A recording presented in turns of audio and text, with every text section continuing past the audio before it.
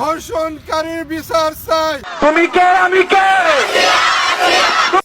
আপনারা আর একটু বইরা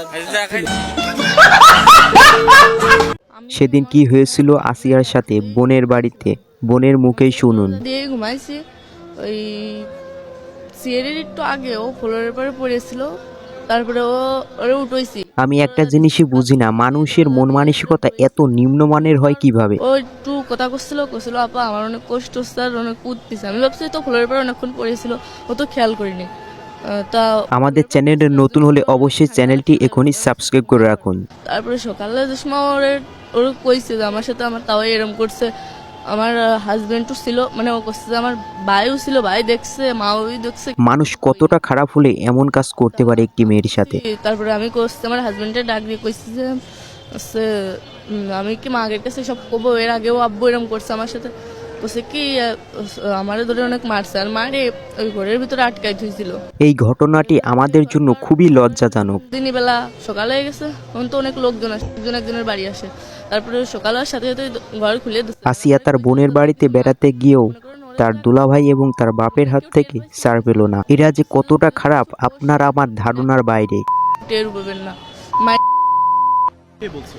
মানে বাড়ির সবাই মিলে একসাথে কইছে, তাহলে সবাই মিলে যদি একসাথে এরকম করে আমি কোনে যাবো বাড়িতে একা। ঢাকা মেডিকেলে এখন মৃত্যুর সাথে পাঞ্জা লড়ছে শিশু আসিয়া। সবাই তার জন্য দোয়া করবেন। ধর্ষকের সর্বোচ্চ শাস্তি হোক কামনা করি। আমি নিজের থেকে বিশ্বাস করি আমি কোনো অন্যায় কাজ করিনি, যেটা করছি আমার নিজের মন থেকে আমি ন্যায় কাজ করছি।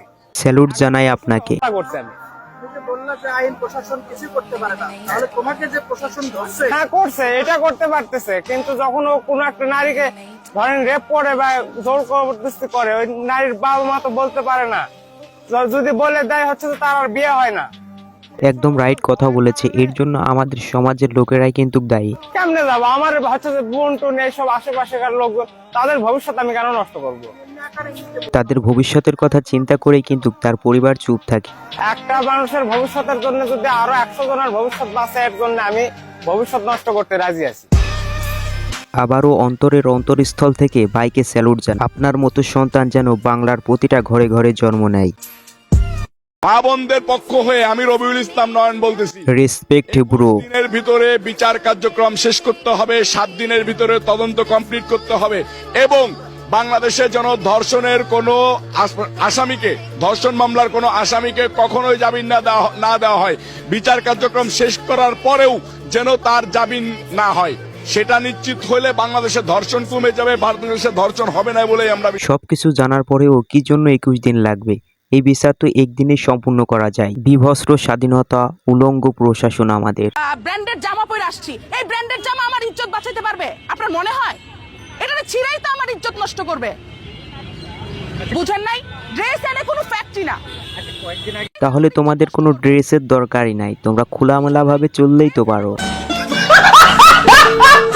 উন্নাটা এভাবে ছিল, আমি বলছি উন্নাটা ঠিক করেন, আমি তো এক্স করে বলতেছি, আমি তো বলি নাই আপনার ওইটা দেখা যাইতেছে ওটা ঠিক করেন, বুঝছেন? এটা বলছি, আমি তো ওইটা বলি নাই। ওইটা বলতে জেলখানার ভিতরে থেকে, প্রশাসনের ভিতরে থেকে সে ওই ওয়ার্ডটা ইউজ। আচ্ছা, আপনাদের মিডিয়ার কোনো না কোনো ভাইয়ের কাছে ঠিকই তো বলেছে, খারাপ কিছু তো বলেনি। এখনো তো দেখা যাচ্ছে এখানে ভাইটি তো কোনো খারাপ কোনো কিছু বলেনি, সেটা ক্যামেরার সামনে এসে বলার কি দরকার? আসলে তোমাদেরকে এভাবেই বলা উচিত।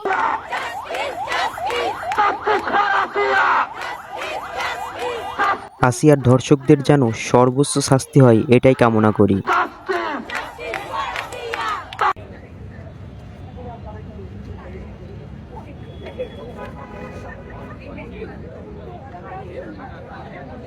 তুমি কে আমি কে? তুমি কে আমি কে? তুমি কে? আসিয়ার ধর্ষকের বিচার চাইতে রাজপথে নেমেছে বিশ্ববিদ্যালয়ের ছাত্রছাত্রীরা। তুমি কে আমি কে? তুমি কে আমি কে? মেয়ের হত্যাকারীর বিচার চাই, আমার মেয়ের ধর্ষণকারীর বিচার চাই। আমরাও চাই ধর্ষণকারীর সর্বোচ্চ শাস্তি হোক।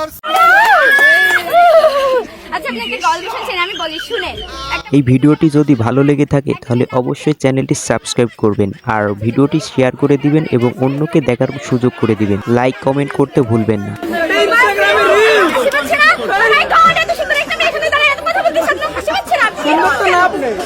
হাসি কেমনে পাবে, তোরা তো অভিনয়ে পাক্কা খেলোয়াড়।